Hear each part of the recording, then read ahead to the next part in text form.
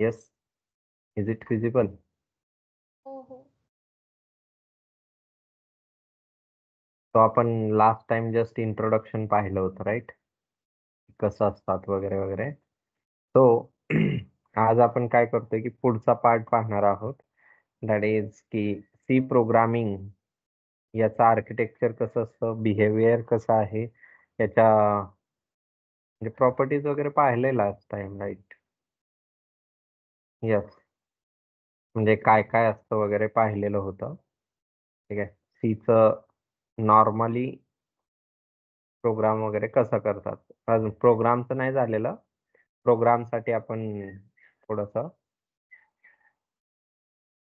काय करेल की बघा, आता सगळ्यात आधी आपल्याला काय करायचंय की नॉर्मली तुम्हाला सी प्रोग्रामिंग जे आहे ती टर्बो सी वरती करायला शिकवतात. ठीक आहे. बट जेव्हा तुम्ही इंडस्ट्री लेव्हलचं इन्स्टॉलेशन जेव्हा म्हणतो आपण, ठीक आहे, इंडस्ट्री लेव्हलचं. सो नॉर्मली आपण टर्बो सी प्लस प्लस वाला एक सॉफ्टवेअर इन्स्टॉल करत असतो. टर्बो 1 सेकंड मी तुम्हाला दाखवतो. तो हे बघा, हे पर्टिक्युलर सॉफ्टवेअर तुम्हाला काय करावं लागतं की इन्स्टॉल करावं लागतं सीसाठी. ठीक आहे. बट आपण एक युनिव्हर्सल सॉफ्टवेअर सगळ्यांसाठीच म्हणजे सगळ्याच प्रोग्रामिंग लँग्वेजला सपोर्ट करेल असं एक सॉफ्टवेअर आपण इन्स्टॉल करणार आहोत आणि ते सॉफ्टवेअर किंवा ती जी पर्टिक्युलर IDE म्हणतात.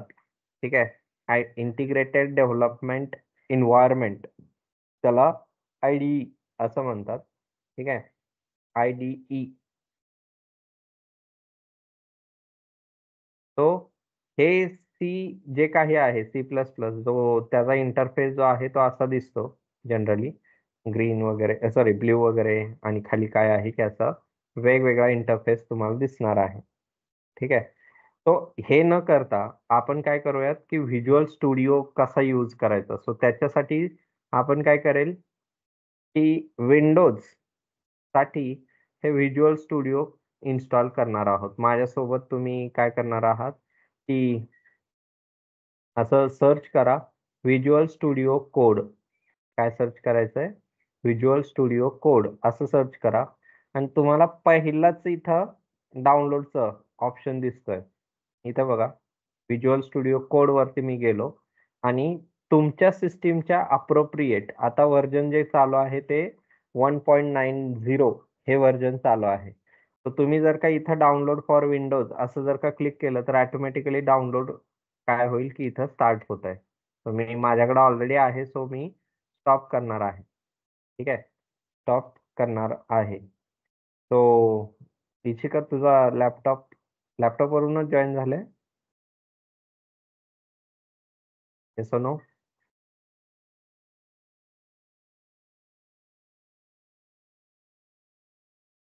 हॅलो. लॅपटॉप आहे की मोबाईल? लॅपटॉपच आहे. सो स्क्रीन शेअर करता येईल का? की माझंच बघून असं. हे नॉर्मल इन्स्टॉलेशन आहे. इन्स्टॉलेशन मध्ये काहीही नाहीये. ठीक आहे. तो डाउनलोड करा .exe फाईल येईल. तो त्याला डबल क्लिक करून इन्स्टॉलेशन करता येतं. तोपर्यंत मी याचं जे काही कॉपी म्हणजे पाथ जो आहे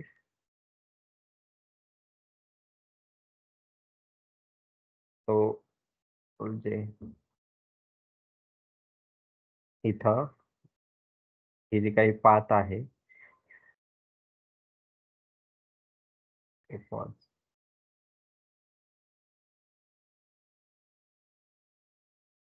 ठीक आहे. हा इन्स्टॉलही झाला. चलो मीच डाउनलोड करून तुम्हाला काय करतोय की झिप मध्ये पाठवून देतो. ओके, म्हणजे टेन्शन नाही काही. तो हं.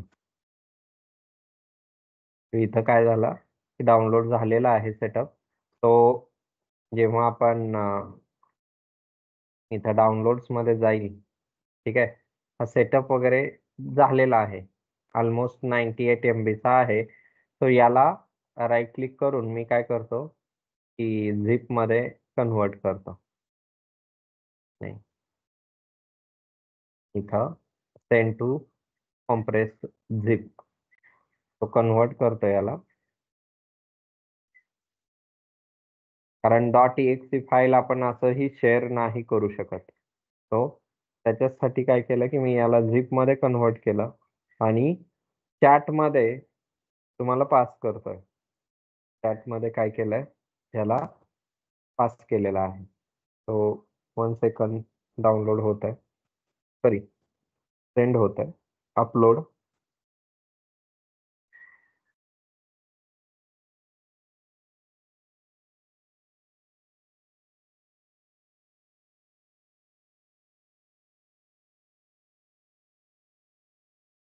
येस, तुम्हाला रिसीव झालं असेल चॅटमध्ये, त्याला डाउनलोड करा आणि इथं राईट क्लिक करून एक्सट्रॅक्ट करायचं आहे. ठीक आहे, एक्सट्रॅक्ट हिअर हे जे काही आहे, माझ्याकडे 7-zip आहे.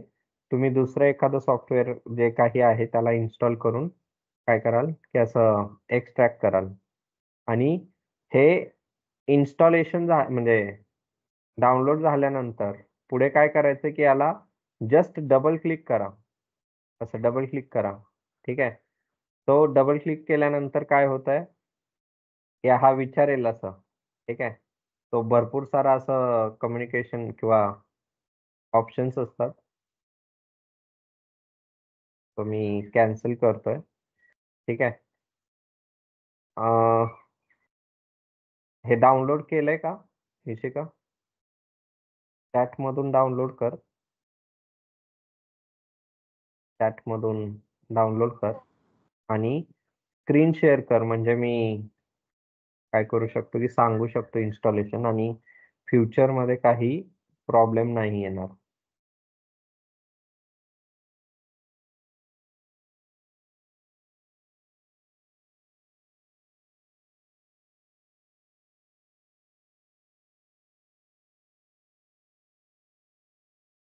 तो शेअर स्क्रीन वरती क्लिक करून काय काय एक सेकंड. झाली का? हा झाली. सो तिथं झालेलं आहे. गुड. तो डबल क्लिक कर. आय थिंक ही झिप वालीच आहे फाईल. एक्स्ट्रॅक्ट ऑल तिथं राईटला दिसतंय बरं. ठीक आहे, ऍक्सेप्ट वरती click. Next, next, next. Wait बॅक लागे, आयकॉन वगैरे क्रिएट. ठीक आहे, काही गरज नाही, काही गरज नाही. नेक्स्ट करशील तो नेक्स्ट.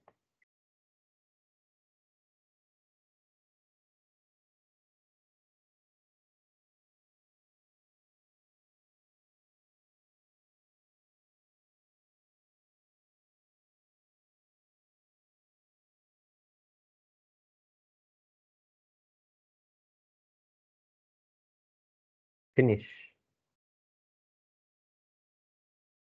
ठीक आहे, आता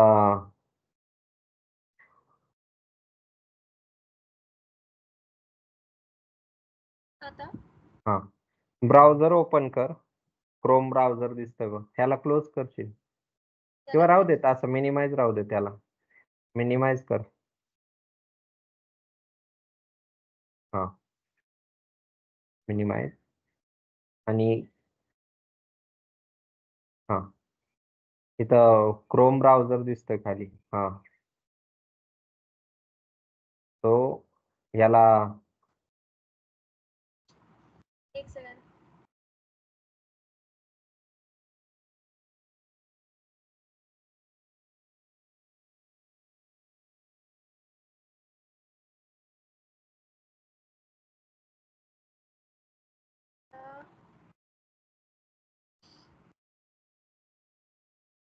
तो सर्च इंजिन तिथं मी मिंग दिसतोय काहीतरी, खाली घे जरा, स्क्रोल कर. हा, खाली खाली खाली स्क्रोल. हा, इथं इथं इथं वरती गेलं, वरती गेलं. 5 रिझल्ट जे दिसत आहे, चेंज वरती क्लिक कर आणि गुगल वरती क्लिक करशील वरती एकदम टॉपला. हा, आणखी काय चेंज करायचं होतं का? साइन इन वगैरे करायचं असेल तर नंतर करून घे, काही इश्यू नाही आहे. इथं टाईप कर मिंग MINGW MIN GW जी की जी. जी जी जी फॉर गुड. हां W डाउनलोड डाउनलोड पेज देऊन डाउनलोड या एंटर कर. तर पहिलीच लिंक तिथं डाउनलोड वरती क्लिक कर.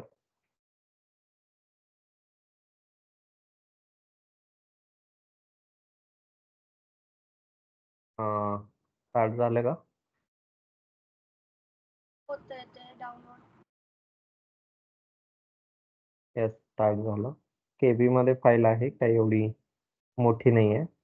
तर त्याला ओपन कर, डबल क्लिक कर. कुठे? हां तिथं डबल क्लिक कर ना त्याच्यावरती. मिंग गेट सेटअप वगैरे जे दिसतंय ते. हां त्याच्यावरती डबल क्लिक केल्यानंतर हे मिनिमाइज करशील.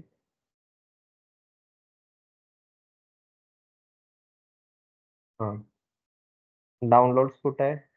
खाली फोल्डर ओपन असेल बघ. एक सेकंड.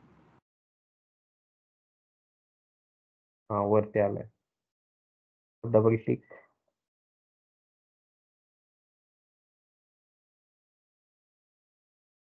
आय थिंक सर्च झालं ते, डबल क्लिक नाही झालं ना.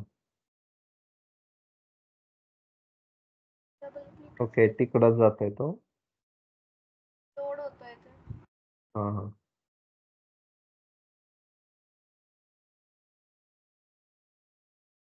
Install anyway.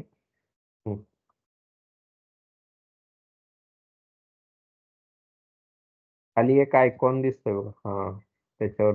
नाही नाही क्लोज नाही करायचं त्याला. नाही क्लोज इन्स्टॉल. नाही केलं. हां कॉन्फिगर सॉरी कंटिन्यू. आता हा भरपूर सारे आयटम्स काय करेल की इन्स्टॉल करणार आहे.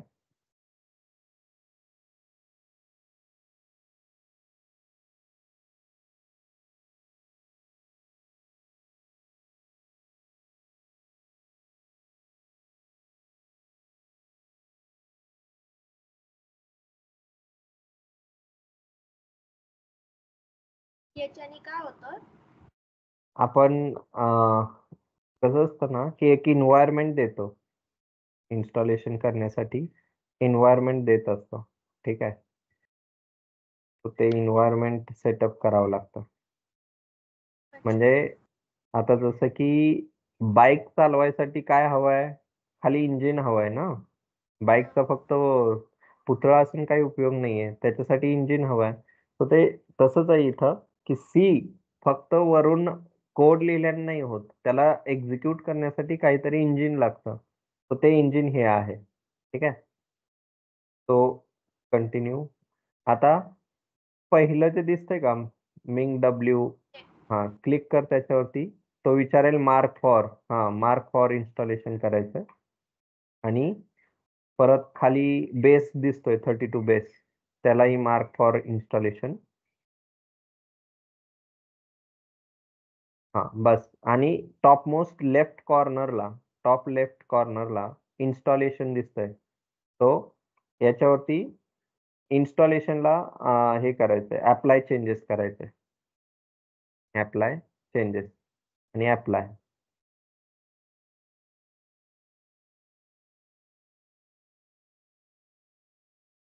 हे व्हिडिओ रेकॉर्डिंग चांगल्या प्रकारे डाउनलोड करून ठेवा, कारण हे शक्यतो कोणी सांगत नाही डेव्हलपमेंट लेवलचं, ठीक आहे.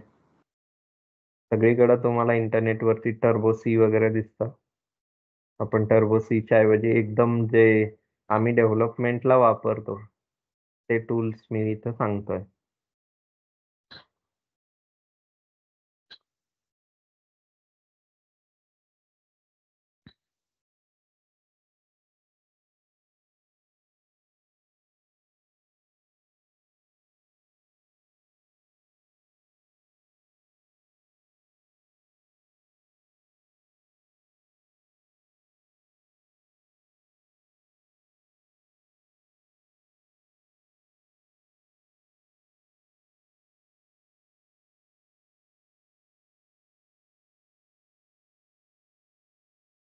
भरपूर साऱ्या लायब्ररीज हा इन्स्टॉल करत असतो. तो जे मागे ब्लॅक स्क्रीन दिसते तिथं जाऊन रिफ्रेश कर म्हणजे जरासं त्याला मेमरी भेटेल. लेफ्ट राईट साईडला जे ब्लँक स्पेस दिसतोय ना, खाली खाली खाली हा तिथं कर्सर वरती घे जरासं. ह्याच्याच राईट साईडला राईट. हे मिनिमाइज कर आता डाउनलोड फोल्डर. आणि इथं जे डेस्कटॉप दिसतोय ना मागे हा त्याच्यावरती राईट क्लिक करून रिफ्रेश कर. हे राहू देत अशी स्क्रीन, फक्त राईट क्लिक करून रिफ्रेश करायचं. त्यानं आणखी रॅम भेटते त्याला.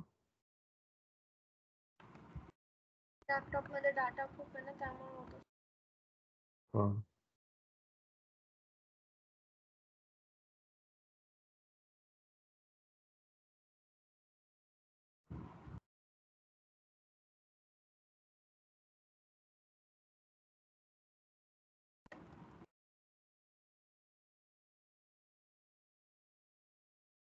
आणि इंटरनेटचं स्पीड पण मॅटर करतं.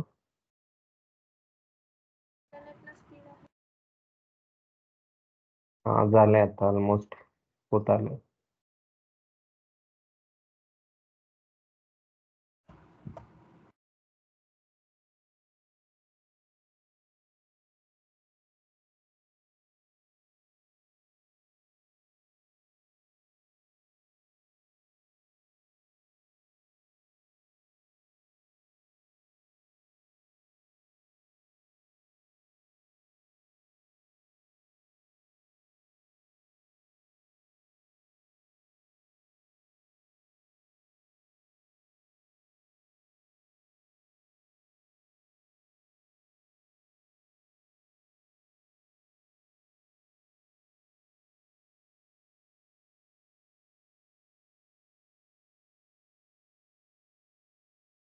झालं. क्लोज करते. क्लोजचं बटन दिसतंय.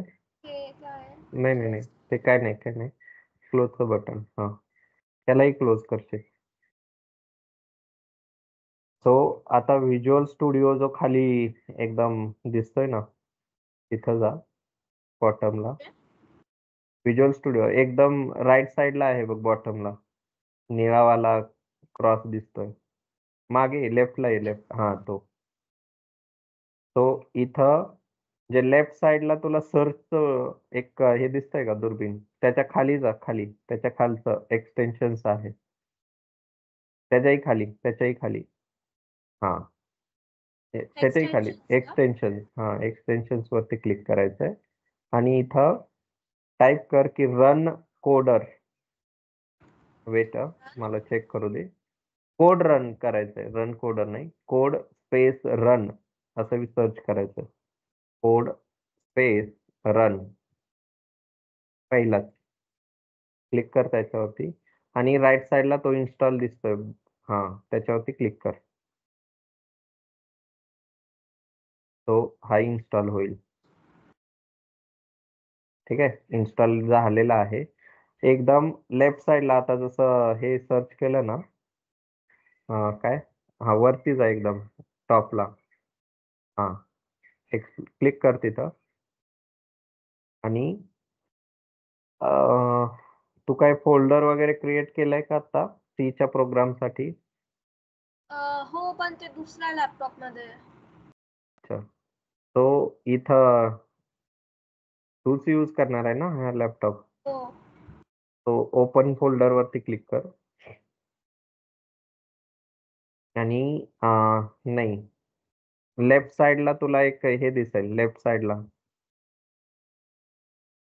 खाली स्क्रोल कर ना, तो लेफ्ट एक साइड. स्क्रोलर. एकच ड्राईव्ह आहे का? ठीक आहे. तो इथे एक नवीन फोल्डर दिसतंय बघ, ऑर्गनाइज वगैरे दिसतंय वरती आडवी लाईन. तिथं न्यू फोल्डर दिसतंय. जा वरती न्यू फोल्डर. त्याच्या खाली न्यू हे? फोल्डर. नाही, अच्छा न्यू इथं तुझं नाव दे. Ishika _C program _C program. Double click कर. किंवा हा डबल क्लिक कर आणि इथं खाली सिलेक्ट वाला बटन दिसतंय खाली खाली. हा बस झालं. तो आता इथं यस आय ट्रस्ट ऑथर हे वेलकम वाला क्लोज करून टाक. तुला ब्लॅक स्क्रीन हवे आहे की कसं? नाही नाही नाही ते नाही. हे वेलकम वाला जे दिसतंय ना त्याच्यावरती एक क्रॉस दिसतोय बघ, क्रॉस. हा त्याला क्लोज करून टाक आणि इशिका सी प्रोग्राम जे दिसतंय त्याच्यावरती राईट क्लिक करून न्यू फाईल करायचं, न्यू. किंवा नाही, राईट क्लिक झालं नाही. किंवा त्याच्या पुढे आयकॉन दिसतायत ना, ते आयकॉन प्लस वाले, ते त्याच्या लेफ्ट साईडला न्यू फाईल. त्याला first.c असं नाव दे. काय? फर्स्ट डॉट सी पहिलं. नाही नाही, FIRST असं लिहायचं. .c एंटर कर.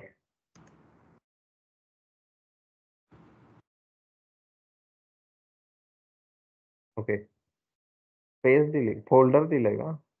फोल्डरचं नाव दिलंय इथं. फाईल वरती क्लिक. हा, तो आता मी जो कोड सांगतोय ना, हा. तो कोड काय करायचा आहे की चॅट मध्ये पाठवतो. तो चॅट मधला कोड जस्ट पेस्ट कर, आपल्याला टेस्ट करायचा आहे. 1 सेकंड. हा, तो कॉपी करतो कोड आणि तिथं जाऊन पेस्ट करशील.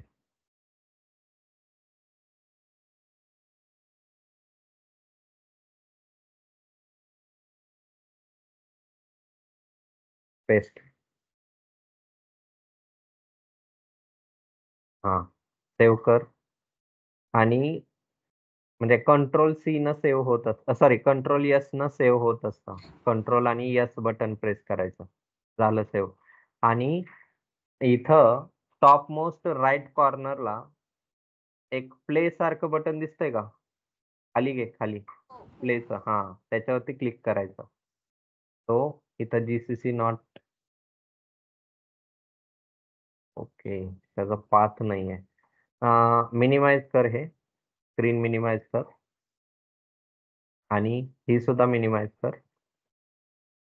जे खाली फोल्डर ओपन आहे ना त्याच्यामध्ये जा आणि सी विंडोज SSD खाली दिसतंय दिस पीसीच्या इथं. वरती जरा वरती घे. हा, तिथं दिस पीसी मध्ये जा. इथं मिंग डब्ल्यू जे दिसतंय वरून राईट साईडला फोल्डर मध्ये, त्याच्या आतमध्ये जायचंय. बिनच्या आतमध्ये जा आणि हा पाथ जो आहे ना वरचा पाथ, पाथ कुठं असतो? वरती धिस पीसी विंडोज SSD वगैरे लिहिलेला आहे. त्या बिनच्या राईट साईडला जो स्पेस दिसतोय तिथं क्लिक कर. बिनच्या राईट साईडला. इथे. हा, क्लिक कर. हा, कॉपी करायचा याला. कंट्रोल-C न कॉपी होईल. ठीक आहे. आणि विंडोज बटन प्रेस करून विंडोजचं बटन प्रेस करायचंय आणि इथं टाईप कर. खाली सर्च बॉक्स दिसतोय ना खाली किंवा वरती, हा, इथं एन्व्हायरमेंट असं टाईप कर. एन्व्हायरमेंट. हा, आलंय. एडिट एन्व्हायरमेंट सिस्टम, त्याच्यावरती क्लिक करायचं. तो खाली एन्व्हायरमेंट व्हेरिएबल्स म्हणून दिसतंय एक बटन. आणि पाथ जे दिसतंय का वरती पाथ दिसतंय बघ, खाली आहे, खाली घे. हा, त्याच्यावरती डबल क्लिक कर. न्यू वरती क्लिक करायचंय वरती आणि पेस्ट कर. कॉपी झालं ना? पेस्ट नाही का होत, कंट्रोल-V न पेस्ट होईल. हा, गुड. तो ओके करायचंय खाली. आणि खाली सुद्धा एक पाथ दिसतोय खालच्या बॉक्स मध्ये सुद्धा.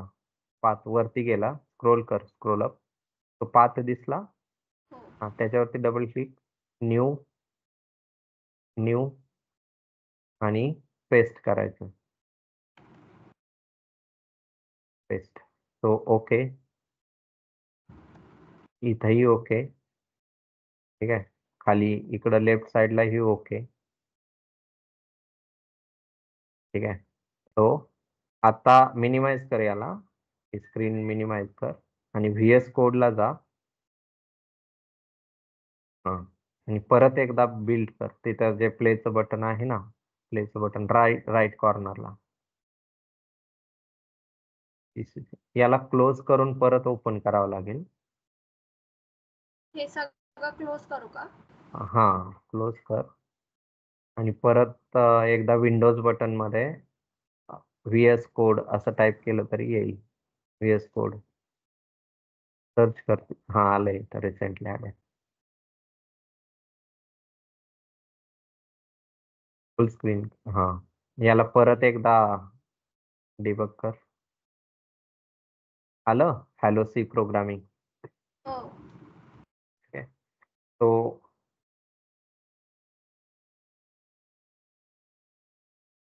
आपला हा कॉन्फिगरेशन झालेला आहे.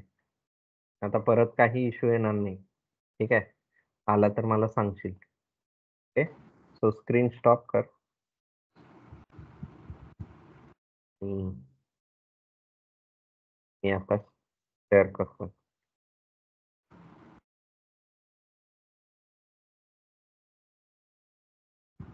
तो बघा, मला याची काही गरज नाही आहे. तो मी ह्या दोघांनाही डिलीट करून टाकतोय. ठीक आहे. तो आता इथंही याची गरज नाही. इथं गेलो, माझंही कॉन्फिगर करून ठेवलेलं आहे. तर आता मलाही काय करावं लागणार आहे की सिस्टीम व्हेरिएबलला जाऊन मिंग डब्ल्यूचा जो काही पाथ आहे तो इथं सी मध्ये जाऊन इथं मिंग डब्ल्यूचा जो काही पाथ आहे हा वाला, तो याला कॉपी करून मी इथं काय करेल, एन्व्हायरमेंट व्हेरिएबल. ठीक आहे. परत एकदा रिपीट होईल तुमची कन्सेप्ट ही. तो इथं जाऊन हे बघा पाथ मध्ये न्यू पेस्ट केला. ओके. परत इथला पाथ घ्यायचा, न्यू करायचं, पेस्ट करायचा. Okay. Okay.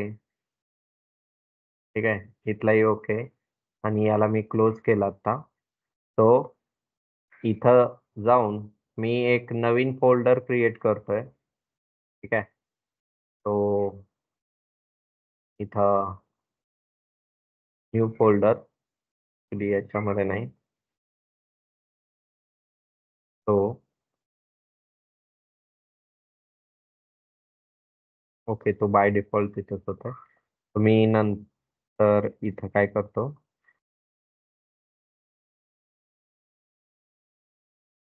C underscore programme, मी एक नॉर्मली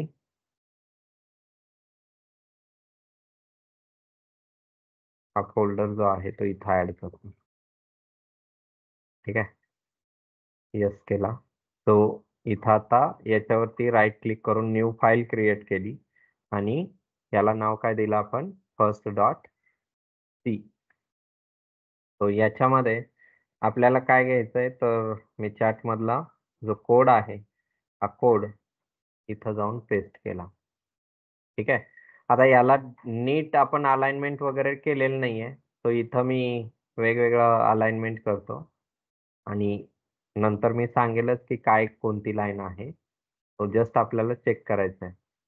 ठीक आहे. तो इथं रन केलं मी, तर बघा जीसीसी इज नॉट रिकग्नाइज असं आलेलं आहे. का आलं, कारण रिकग्नाइज होत नाही. सो म्हणून आपल्याला परत एकदा व्हीएस कोडला ओपन करावं लागेल क्लोज करून.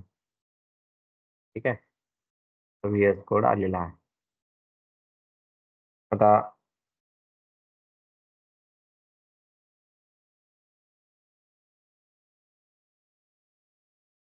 तो परत जर का आपण इथं रन केला,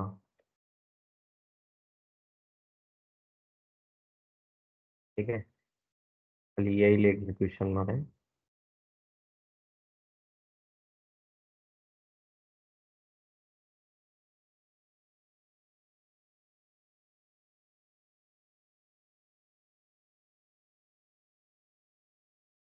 कोड इज ऑलरेडी रनिंग वगैरे आलेला आहे, तो चेक करतोय.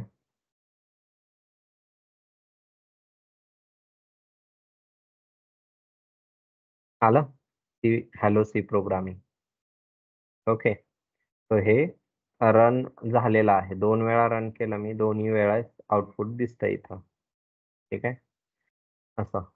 तो नेक्स्ट आता काय असेल की आपण बेसिक कन्सेप्टच शिकत आहोत.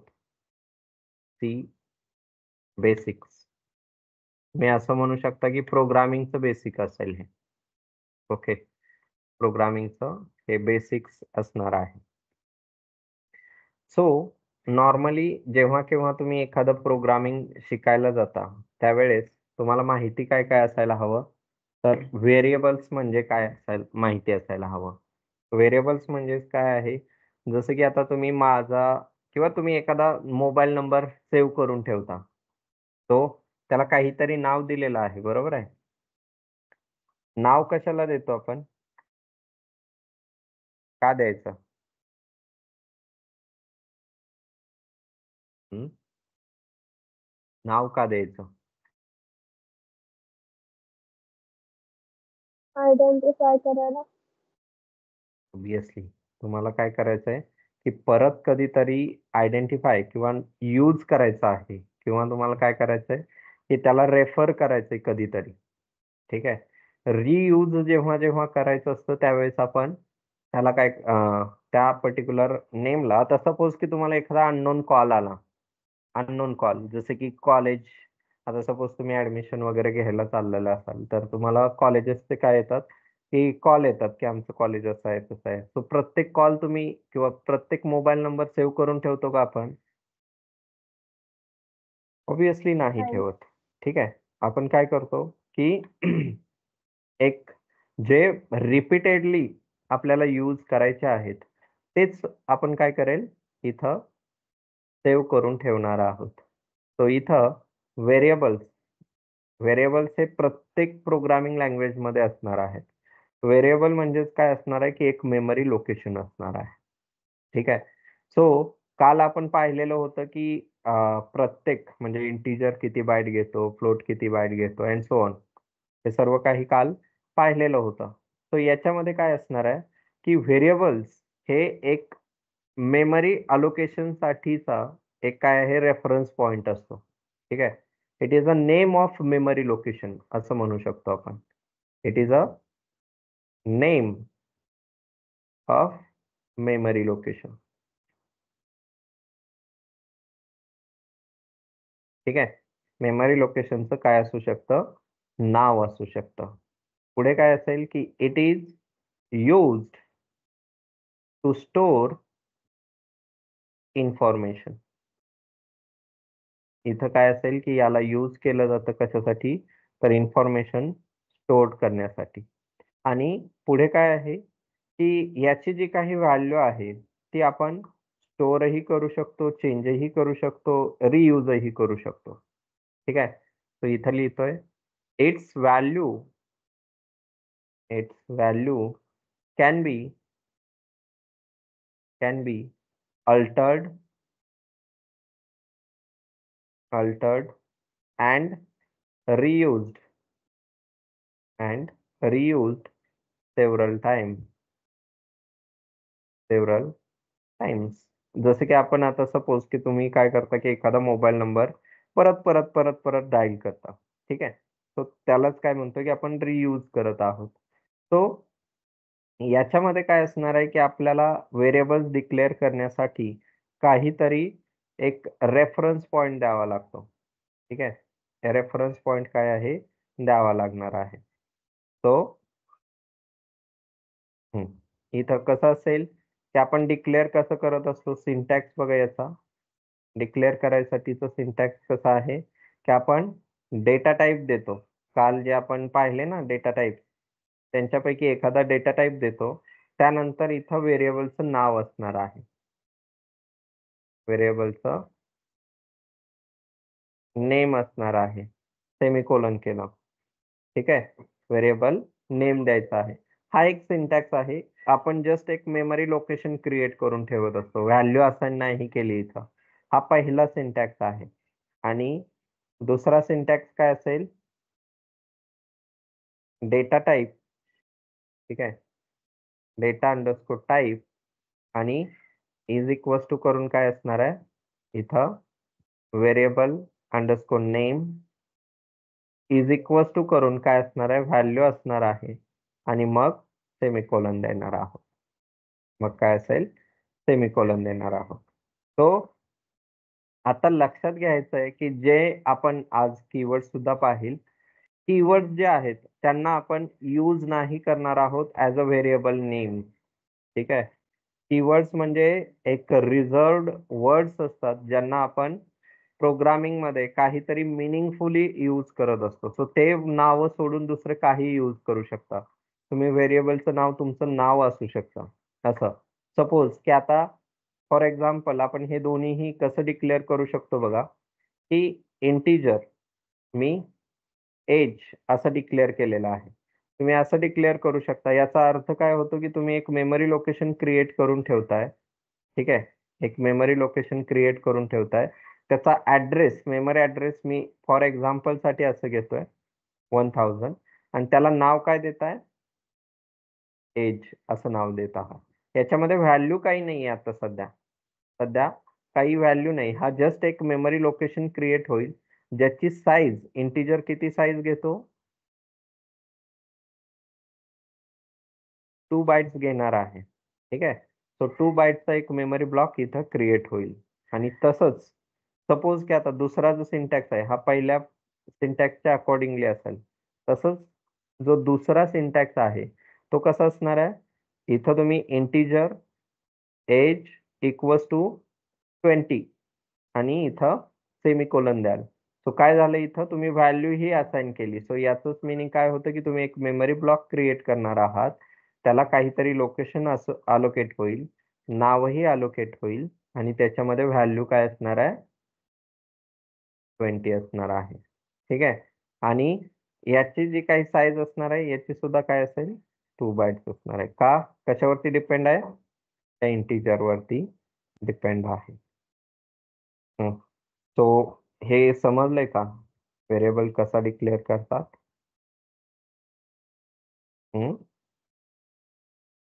Is it clear? परत एकदा सांगता का? व्हेरिएबल डिक्लेअर कसा असतो? एक हा. डेटा टाइप, इथं डेटा टाइप, त्यानंतर व्हेरिएबलचं नाव. नाव काहीही देऊ शकता. डेटा टाइप जे आपण काल घेतलेले आहेत, जे की इंटिजर असतो, फ्लोट आहे, त्यानंतर कॅरेक्टर आहे. ठीक आहे. किंवा एक्सेट्रा जे बाकीचे घेतलेले होते ते. सो त्यांचा यूज करू शकतो आपण डेटा टाइप्स डिक्लेअर करण्यासाठी. तुम्हाला कोणत्या टाइपचा डेटा हवाय ते डिपेंड करतं. त्याच्यावरून आपण हा डेटा टाइप यूज करेल. ठीक आहे. सपोज मला माझं नाव डिक्लेअर करायचं असलं असतं तर काय केलं असतं? कॅरेक्टर घेतलं असतं. तसंच आता एज डिक्लेअर करायचं होतं म्हणून मी इंटिजर घेतलंय. सपोज मला मार्क्स दाखवायचे असतील तर काय असणार? तिथं फ्लोट असणार आहे. तर बघा, जर का नाव डिक्लेअर करायचं असेल, माझं नाव मला डिक्लेअर करायचं असेल किंवा इनिशियलाइज करायचं असेल, तर आपण कसं करेल? कॅरेक्टर. ठीक आहे. आणि पुढे काय असणार आहे, की इथं त्याचं नाव म्हणजे काही देऊ शकता व्हेरिएबलला. तुम्ही व्हेरिएबल नेम असं दिलंय आणि इथं साईज द्यावी लागते, की नंबर ऑफ कॅरेक्टर्स किती यूज करणार आहात तुम्ही. लेट्स सपोज की मी इथं 10 दिलं. सगळेच यूज करायला पाहिजेत असं काही नाहीये. सो इज इक्वल्स टू करून कोटेशन मार्कमध्ये याला डबल कोटेड म्हणतात. सो डबल कोटेशन मार्कमध्ये मी काय देतोय? सागर देतोय असं. ठीक आहे. सो इंटरनली काय होणार, की एवढ्या साईजचा एक मेमरी ब्लॉक होणार आहे.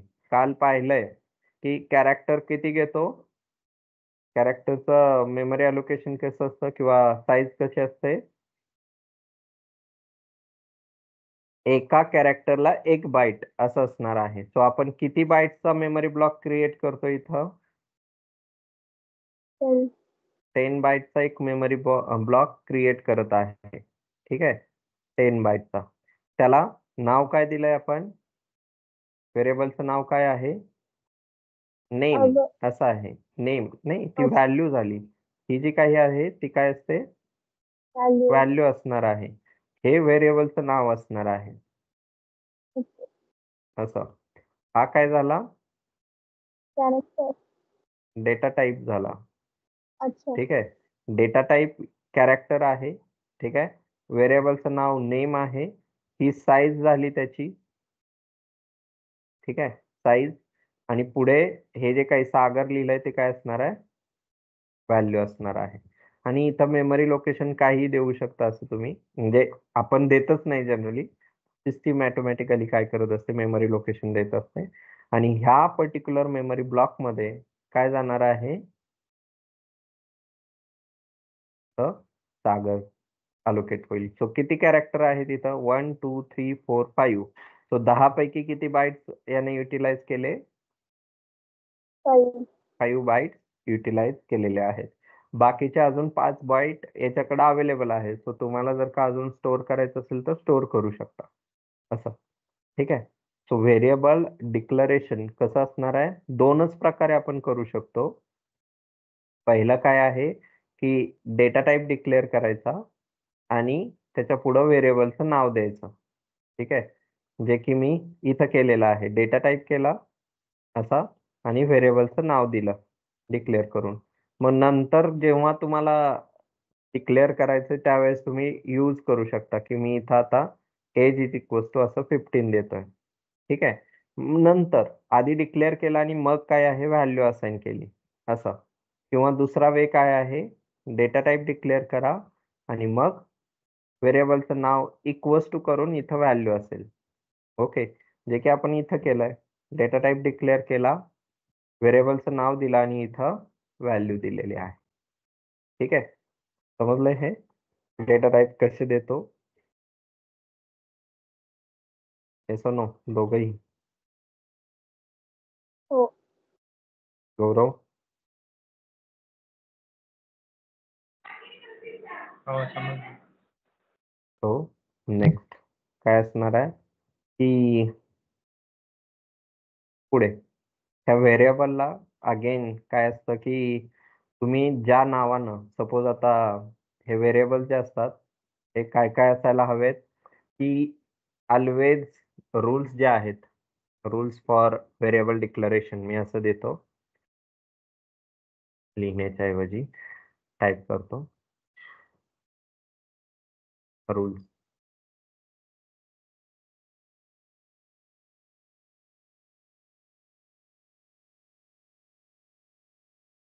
rules for defining variable. ठीक आहे. व्हेरिएबल्स काय आहेत डिफाइनिंगचे काय असणार आहे? रूल्स असणार आहेत. तो हे व्हेरिएबलचे नावं वगैरे जे काही आहेत यांना डिफाईन करण्यासाठी कोणते कोणते रूल आहेत बघा. पहिला काय आहे की आपल्याकडं अलाउड कॅरेक्टर्स कोणते कोणते आहेत बघा. Allowed characters. कॅरेक्टर्स म्हणजेच काय असणार आहे? ए टू झेड अल्फाबेट्स जे असतात ना ते. सो याच्या अंडर मी काय लिहितोय की व्हेरिएबल नेम्स इन्क्लूड काय काय इन्क्लूड करतात तर बघा लेटर्स आपण जे अल्फाबेट्स म्हणतो ना ए टू झेड तो अप्पर केस असू शकतात और काय आहे लोअर केस असू शकतात. ए टू झेड काही असेल. ठीक आहे. त्यानंतर पुढे काय आहे डिजिट्स असू शकतात. डिजिट्स म्हणजेच काय असतं 0 to 9 हे जे काही आहेत 0 1 2 3 असे पूर्ण असू शकतात. अँड अंडरस्कोर असू शकतो. ठीक आहे. तो ऑलवेज लक्षात ठेवायचं आहे की यांच्यापैकीच काहीतरी असायला हवं.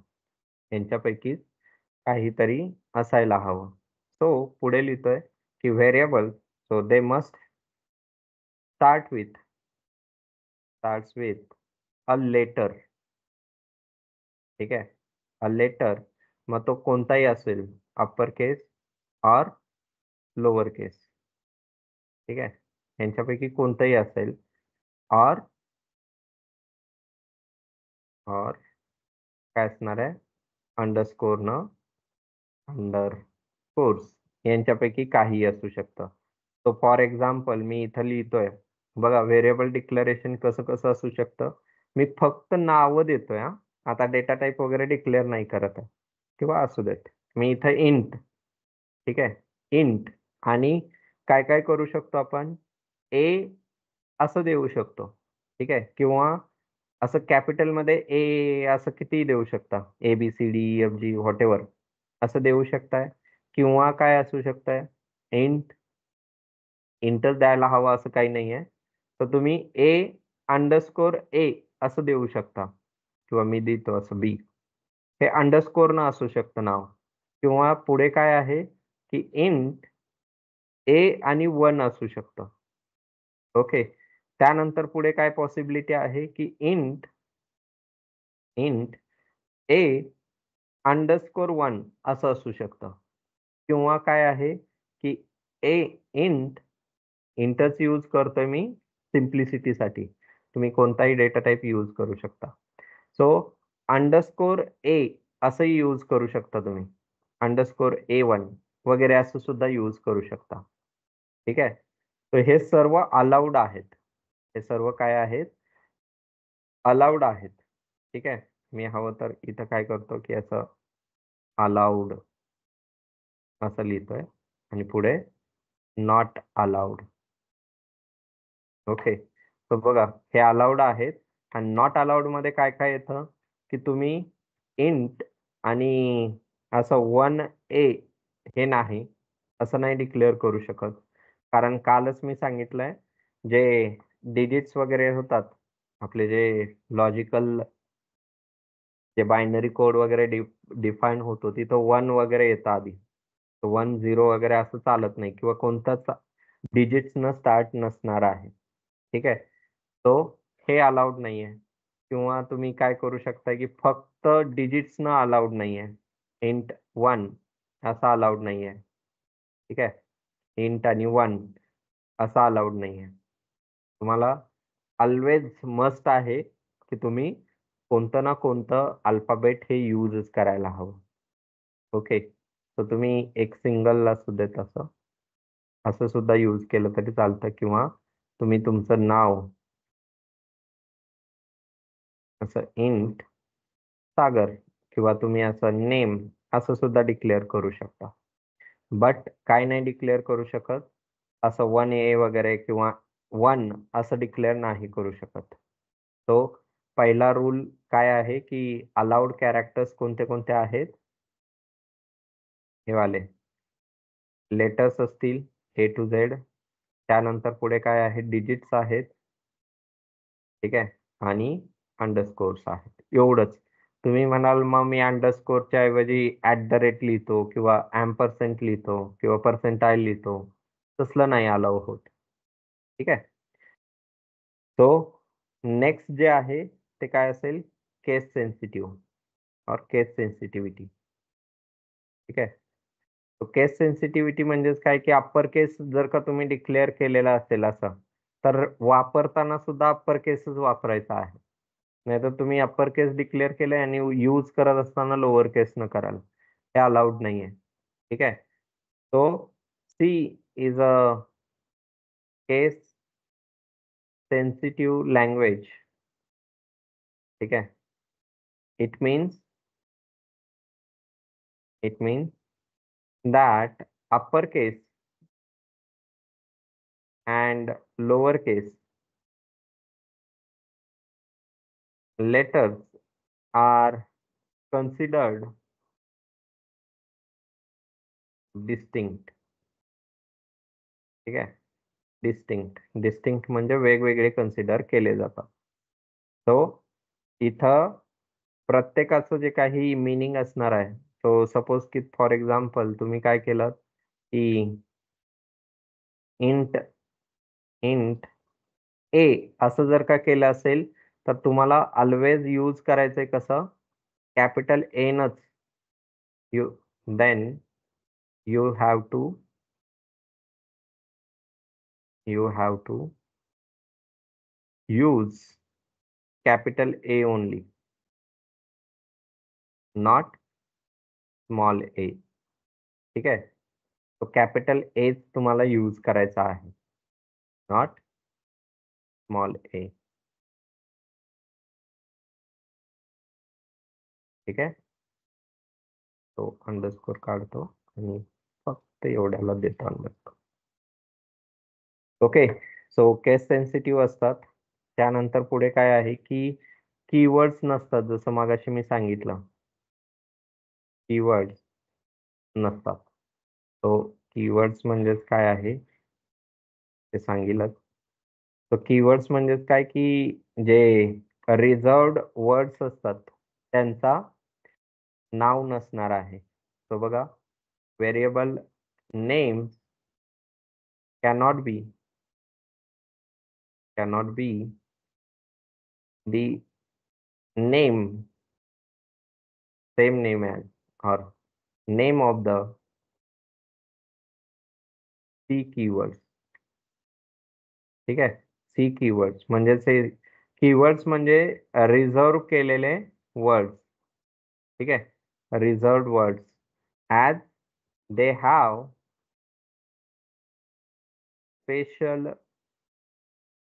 Special meaning in the language. ठीक आहे, एक स्पेशल मीनिंग आहे त्यांना. जसं की आपण इंटिजर, फ्लोट वगैरे जे काही आहेत त्यांना काहीतरी मीनिंग आहे. फॉर लूप, व्हाईल लूप किंवा फॉर, व्हाईल हे काय आहेत की व्हेरिएबलचे नावं असू नाही शकत. ठीक आहे, सो मी खाली लिहितो, for example, you cannot use काय यूज नाही करू शकत, इंटिजर कॉमा फ्लोट कॉमा काय असेल char comma for loop, while loop if as a, मी या सगळ्यांना काय करतो, कोटेशन मार्क मध्ये घेतो, as a variable name.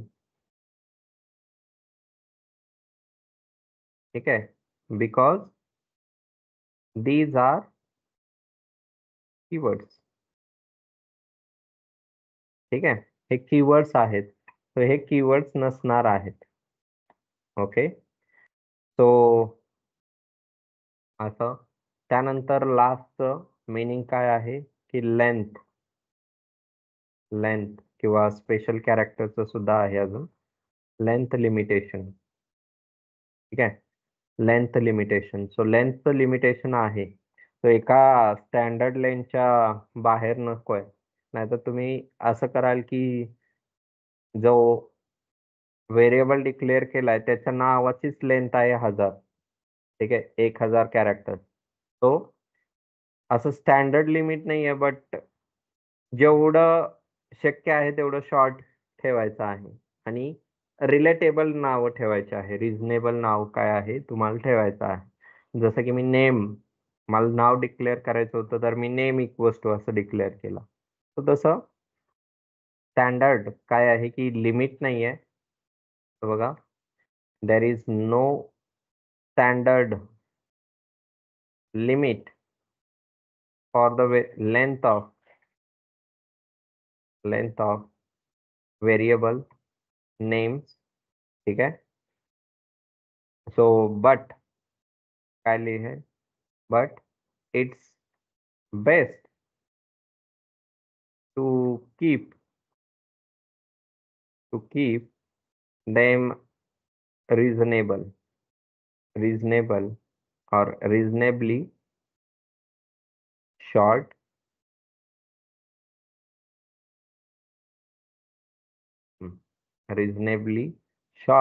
and descriptive.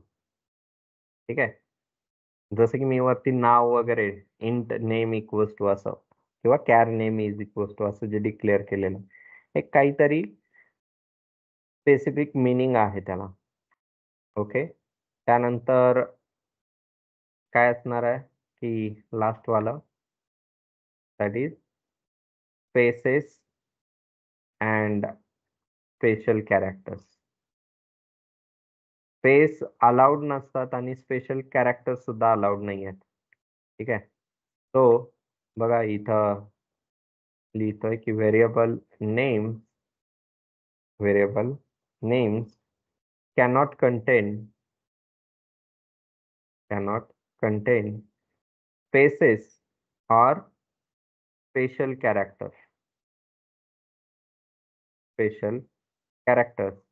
such as कोणते, such as @ आहे, त्यानंतर एक्सक्लेमेशन आहे, हॅश आहे, डॉलर आहे, एम्परसेंट आहे, कॅरेट आहे. ठीक आहे. त्यानंतर काय की ब्रॅकेट्स असतात असे ओपनिंग, क्लोजिंग, त्यानंतर मायनस साइन, प्लस साइन. ठीक आहे. इक्वल्स टू साइन किंवा असे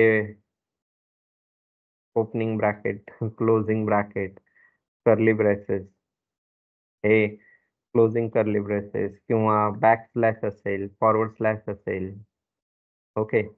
ग्रेटर दॅन, लेस दॅन, हे जे काही ग्रेटर दॅन, लेस दॅन हे वाले, किंवा आणखी काय असतं, क्वेश्चन मार्क असू शकतो किंवा हे कोटेशन मार्क सुद्धा असू शकतात. हे नको आहेत, यांना नको आहेत. ओनली अंडरस्कोर्स काय होतात, अलाउड आहेत. ओके. फक्त अंडरस्कोर जे आहेत तेवढेच अलाउड आहेत, बाकीचे नाहीत. तो हे काही रूल आहेत. समजलंय की काय काय नको आहे ते मी ऑलरेडी इथं डिफाईन करून ठेवतोय. हे नको आहे, तुम्ही लिहून घ्याल हे नंतर. केस सेन्सिटिव्ह असतात. त्यानंतर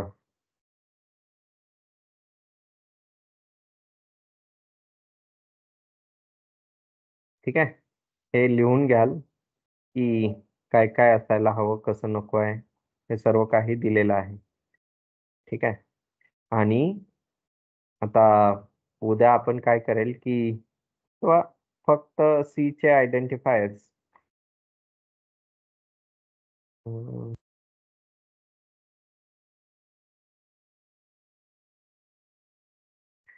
सी चे कीवर्ड्स भरपूर आहेत तसे.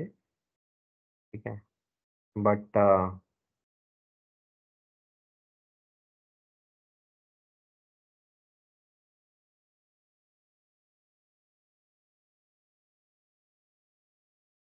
कीवर्ड्स म्हणजेच काय असतं, तर रिझर्व्ड केलेले वर्ड्स.